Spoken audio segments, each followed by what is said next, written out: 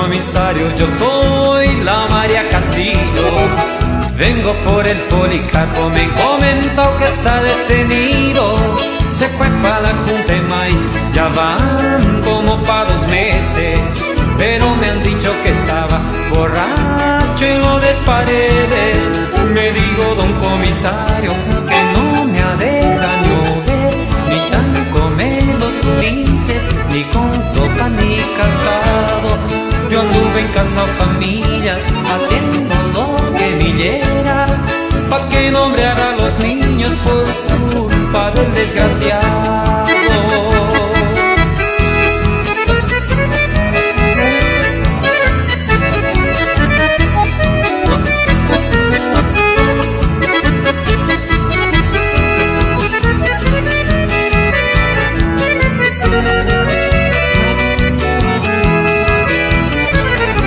Ahora le escribo mucha gente lo que dicen pa' señora.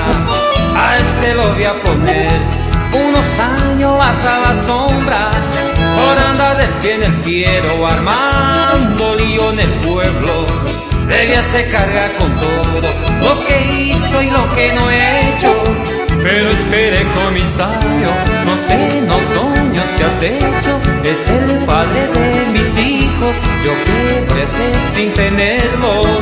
Perdone por lo que hizo, larguélo cuando esté fresco, cuando no tomar buen hombre y después yo todo lo quiero.